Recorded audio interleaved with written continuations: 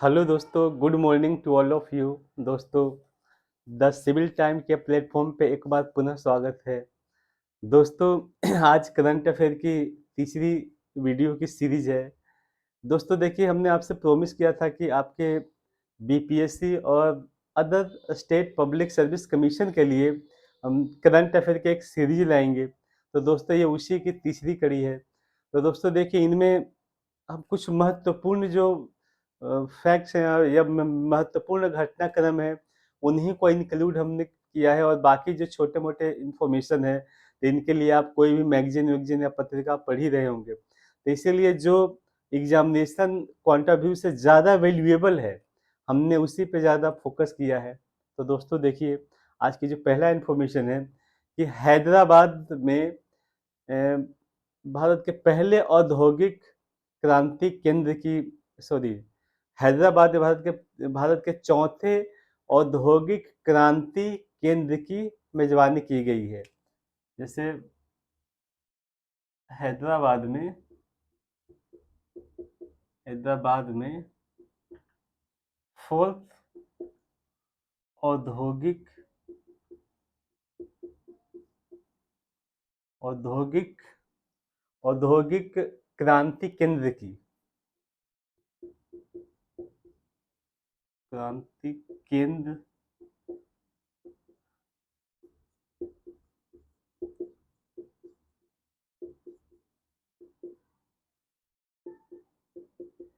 देखिए आखिर ये है क्या। तो देखिए, ये वर्ल्ड इकोनॉमिक फोरम द्वारा ये ऑर्गेनाइज वर्ल्ड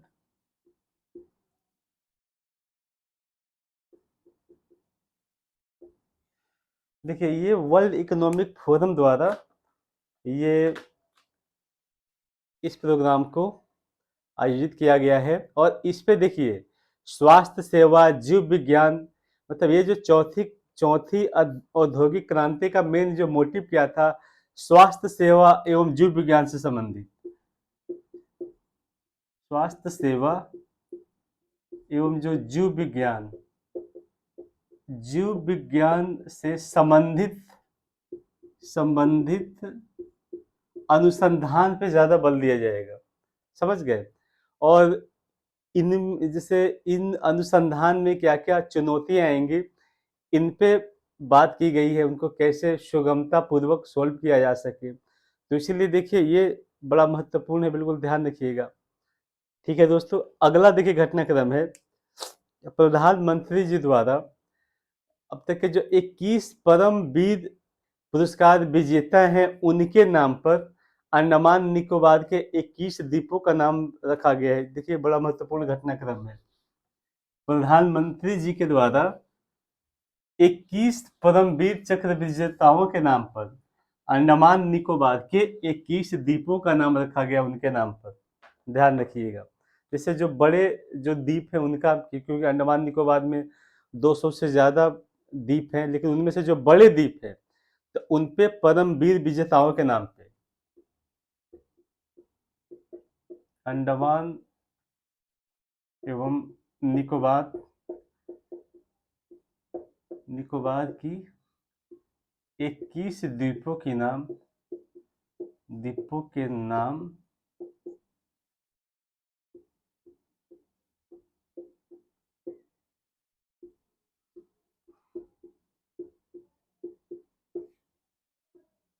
परमवीर चक्र विजेताओं के नाम पर रखा गया है।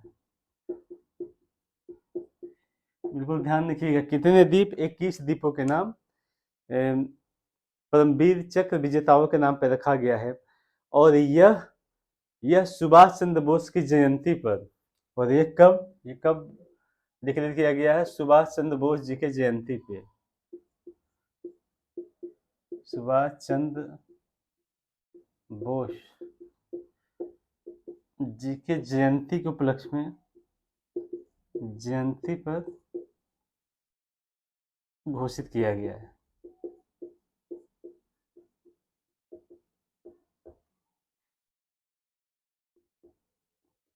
तो दोस्तों बिल्कुल ध्यान रखिएगा, पहला मतलब ये क्या मीन है कि प्रधानमंत्री द्वारा 21 परमवीर चक्र विजेताओं को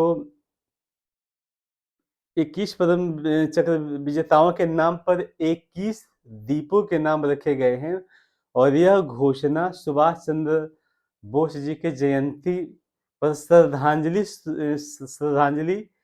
स्वरूप ये घोषित किया गया है। तो देखिए ये बहुत बड़ा काम है, जो ऐसे स्वतंत्रता सेनानी जिनको लोग भूल गए हैं उनके लिए अच्छा है। ऐसे ही और भी जो स्वतंत्रता सेनानी हैं उनको सम्मानित करना चाहिए। ठीक है दोस्तों, अब इसके बाद अगला घटनाक्रम है ओडिशा का जो अस्का, ओडिशा का एक थाना अस्का है, वो देश का नंबर 1 थाना बना है, ध्यान रखिएगा। ओडिशा का एक थाना है, उसका नाम है अस्का, ध्यान रखिएगा। ओडिशा का जो थाना अस्का, अस्का ये देश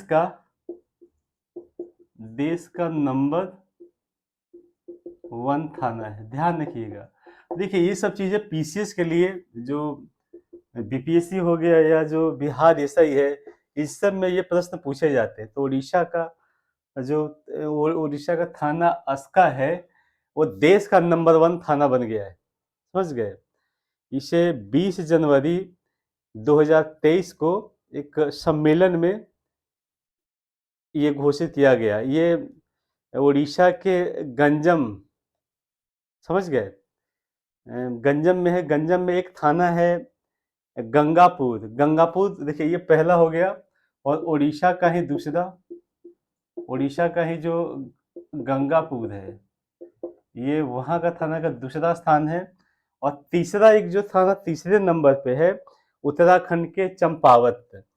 और उत्तराखंड के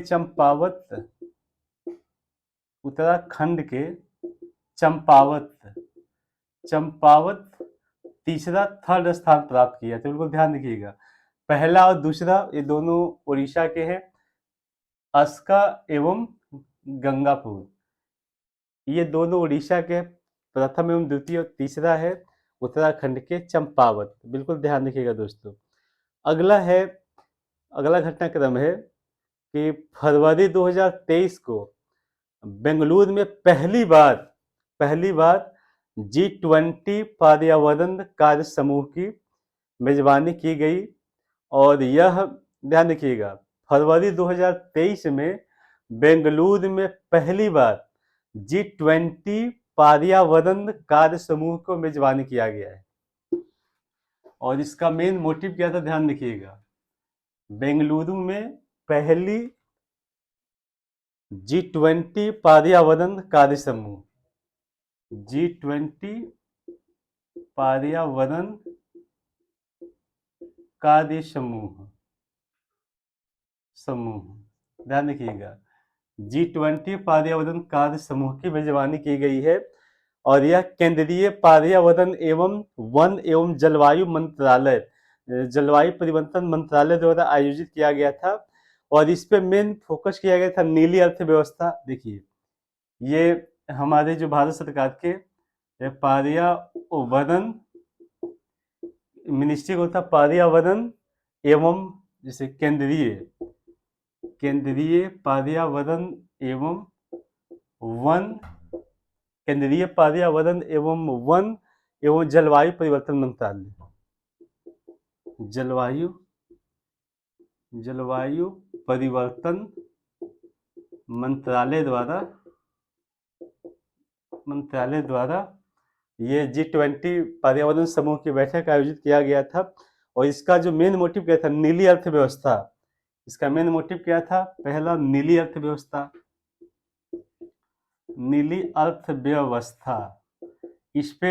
इसको जिस नीली अर्थव्यवस्था कहने का मतलब है मत्स्य पालन पे, फिशरीज पे थोड़ा फोकस करना है, ताकि किसानों का इनकम बढ़ाया जा सके, या ऐसे लोग जो इस उद्योग के लिए कार्यरत हैं, मत्स्य पालन के लिए, उनकी इनकम को बढ़ाया जा सके, उनकी जो जॉब को एक सिक्योरिटी दिया जा सके, ताकि उनका एक अच्छा इनकम, ताकि उनका जीविका ठीक से चल जाए। फिर देखिए जैसे निम्न भूमि परिस्थितिकी तंत्र पे भी निम्न भूमि निम्न भूमि पारिस्थितिकी तंत्र पारिस्थितिकी तंत्र पर भी काम किया जाएगा। निम्न भूमि देखिए ऐसे जो भूमि को बोला जाता है जो जहाँ पे नदियां हैं ना समुद्र से मिलती है ना, या ऐसे जो विटलैंड आर्द्र भूमि इसके अंतर्गत भी आते हैं, क्योंकि देखिए उनमें क्या होता है कि बहुत सारे जो जीव जंतुओं का एक वहाँ पे स्थल होता है, एक ऐसा इकोसिस्टम होता है जहाँ पे बहुत जैसे समुद्र और नदियां मिलती हैं, तो एक ऐसा इकोसिस्टम डेवलप करता है जहाँ पे बहुत सारे जीव जंतुओं का एक शेल्टर हो जाता है, वहाँ पे बहुत सारे मेडिसिनल प्लांट हो जाते हैं। और एक विशेष प्रकार का मतलब ये जो ऐसे जोन होते हैं जहाँ पे जिससे जो पानी में कुछ ऐसे अशुद्धियां होते हैं या जो खतरनाक केमिकल्स होते हैं उनको सोख लिया जाता है, तो इसीलिए ये महत्वपूर्ण है। और ऐसे क्षेत्र में जैव विविधता के प्रगति के लिए, जैव विविधता के मतलब बढ़ोतरी के लिए भी काम किया जाता है, तो इसीलिए ये G20 पर्यावरण समूह की जो बैठक बड़ा महत्वपूर्ण है, ध्यान रखिएगा। ये हमारे जो केंद्रीय पर्यावरण एवं वन मंत्रालय द्वारा आयोजित किया गया था। ये फरवरी में बेंगलुरु में किया गया था। ठीक है दोस्तों, अगला घटनाक्रम देखिए। अगला घटनाक्रम है आपके लिए, अगला है जैसे 24 जनवरी को अंतर्राष्ट्रीय शिक्षा दिवस के रूप में मनाया जाता है। ये बिल्कुल ध्यान रखिएगा, 24 जनवरी को अंतर्राष्ट्रीय शिक्षा दिवस।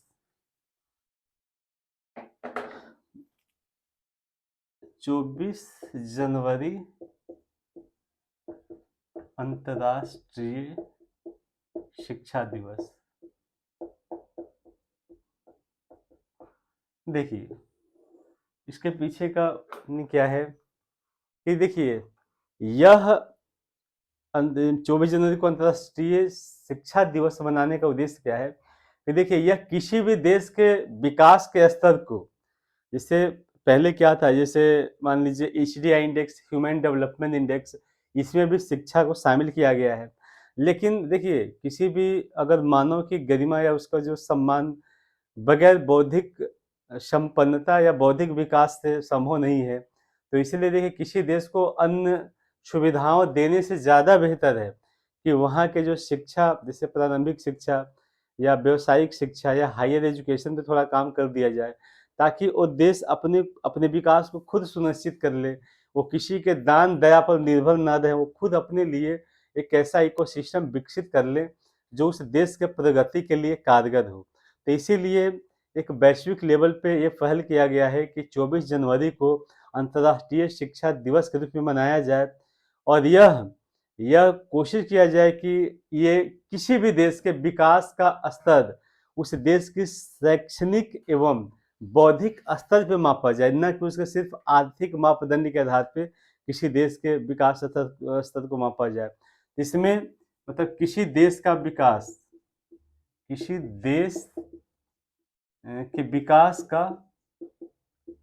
विकास के स्तर शिक्षा एवं किसे मेजर किया जाए, शिक्षा एवं शैक्षिक एवं बौद्धिक स्तर पर, शैक्षिक एवं बौद्धिक स्तर पर, शैक्षिक एवं बौद्धिक स्तर पर मापा जाए। समझ गए, शैक्षिक एवं बौद्धिक स्तर पे किसी देश ने कितना काम किया है। और 3 दिसंबर 2018 को संयुक्त राष्ट्र महासभा ने शांति एवं विकास के लिए शिक्षा की भूमिका को बड़ा महत्वपूर्ण माना है। जैसे 3 दिसंबर 2018 को यूएन जनरल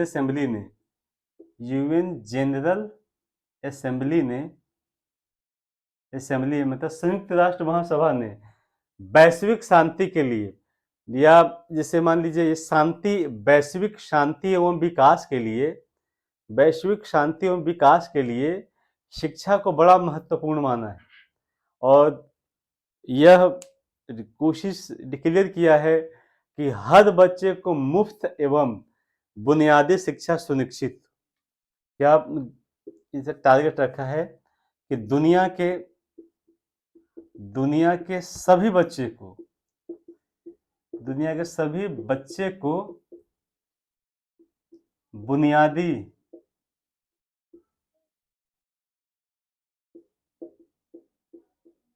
बुनियादी एवं प्रारंभिक शिक्षा निशुल्क प्राप्त हो। निशुल्क निशुल्क प्राप्ति सुनिश्चित हो, उन्हें मिले ही मिले। और जानते हैं, जैसे मान लीजिए यूनाइटेड नेशन का एक था मिलेनियम डेवलपमेंट गोल, उसमें भी इस बात को शामिल किया गया कि देखिए मानव अगर सभ्यता को प्रगति करना है तो जो कम से कम बेसिक एजुकेशन तो उन्हें दे ही, क्योंकि देखिए शिक्षा इंसान को कुछ करने के लिए प्रेरित करता है ना, कुछ उनके अपने जो उसके अंदर जो भी कार्य क्षमता है उसको बाहर लाता है, तो इसीलिए शिक्षा बहुत जरूरी है। ठीक है दोस्तों, इसके बाद अगला प्रश्न है, या अगला जो घटनाक्रम है ये भी बड़ा महत्वपूर्ण है। देखिए दोस्तों, हर एक जो घटनाक्रम है बहुत महत्वपूर्ण है, इसको आप बार बार देखिएगा। ना सिर्फ ये प्रीलिम के लिए, मेंस के लिए भी कुछ पॉइंट आपको, जब अगर आप मेंस का आंसर लिखेंगे, जब जो करंट अफेयर का या और कोई भी सोशल इश्यूज का, तो इनसे रिलेटेड कुछ फैक्टर आपको काम आ जाएंगे। अगला अगला आप लिख देखिएगा, एमफेक्स 2023 मेगा अभ्यास, बिल्कुल ध्यान देखिए, बीपीएससी का पसंदीदा है। एमफेक्स 2023 युद्धाभ्यास, देखिए ध्यान देखिएगा, ये बीपीएससी का पसंदीदा ऐसे प्रश्न पूछते हैं। ये भारतीय नौसेना का मेगा अभ्यास है और ये आंध्र प्रदेश के काकीनाडा में, आंध्र प्रदेश के काकीनाडा में ये अभ्यास युद्धाभ्यास किया गया था। ये सबसे बड़ा द्विवार्षिक त्रिसेवा उभयचर अभ्यास है। ये सबसे बड़ा, प्रत्येक 2 साल पे होता है, सबसे बड़ा द्विवार्षिक युद्धाभ्यास है। समझ गए, सबसे बड़ा द्विवार्षिक युद्धाभ्यास है, समझ गए। यह युद्ध के साथ साथ राष्ट्रीय आपदा से कैसे निपटा जाए, इसका मेन मोटिव क्या है, युद्ध के साथ साथ युद्ध के समय कैसे बचा जाए, और उसके साथ साथ कोई जैसे आपदा के समय अगर कोई डिजास्टर आ जाए तो उस समय कैसे देश के लिए काम किया जाए, कैसे कम से कम जो कैजुअलिटी को कम से कम किया जाए। देखिए अब आगे फ्यूचर में हम लोग, देखिए सिर्फ हम लोग आपदा प्रबंधन की बात नहीं करते हैं, अब हमारी मोटिव होता है कैजुअलिटी मैनेजमेंट, मतलब जो जोखिम प्रबंधन की बात करते हैं। तो देखिए इन सब को, जैसे ये जो युद्धाभ्यास है हिंद महासागर में होता है, और हिंद महासागर में जैसे मान लीजिए चीन की जो बढ़ते घुसपैठ है उसका भी जवाब देना है, और आपदा भी हो उनसे बचाव के लिए। तो ये जो एमफेक्स 2023 जो मेगा अभ्यास है बड़ा महत्वपूर्ण है, बिल्कुल ध्यान रखिएगा। ये युद्ध के साथ साथ राष्ट्रीय आपदाओं के लिए भी जो तटीय सुरक्षा बल है उनको तैयार रखना, उनको कैसे अपग्रेड करना, इसके लिए। तो दोस्तों बिल्कुल ध्यान रखिएगा। अगला घटनाक्रम है, जैसे गोवा एयरपोर्ट को बेस्ट सस्टेनेबल ग्रीनफील्ड, जैसे गोवा एयरपोर्ट को वेस्ट सस्टेनेबल ग्रीनफील्ड एयरपोर्ट से उन्हें उसे अवार्ड से सुशोभित किया गया है या नवाजा गया है। गोवा एयरपोर्ट को बेस्ट सस्टेनेबल ग्रीनफील्ड अवार्ड से सम्मानित किया गया है।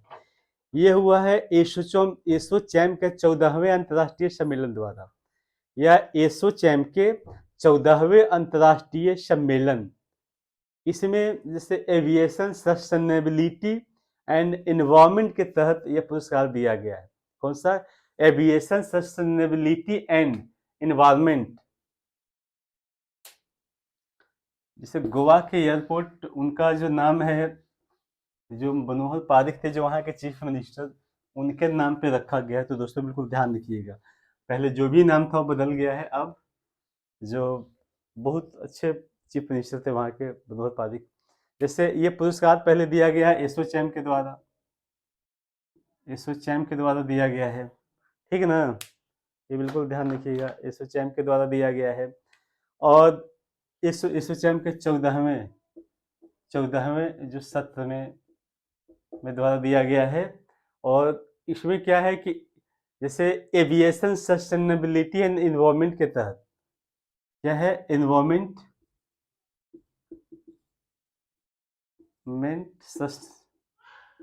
Sustainability, environment sustainability and environment,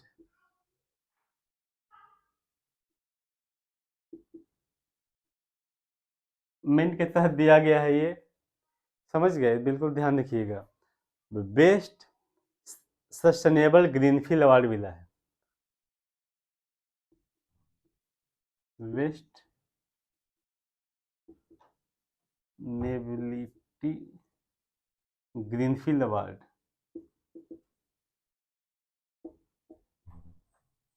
दोस्तों बिल्कुल ध्यान रखिएगा, उसमें बहुत सारा फैक्टर आपको मिल जाएगा काम का, तो इसका एक एक पहलू आपके लिए महत्वपूर्ण है। अगला बिल्कुल ध्यान रखिएगा, अगला एक और महत्वपूर्ण प्रश्न है। देखिए, उत्तर भारत की सबसे बड़ी फ्लोटिंग सौर ऊर्जा परियोजना का उद्घाटन किया गया है चंडीगढ़ में। उत्तर भारत की सबसे बड़ी फ्लोटिंग तैरने वाली सौर ऊर्जा परियोजना, ये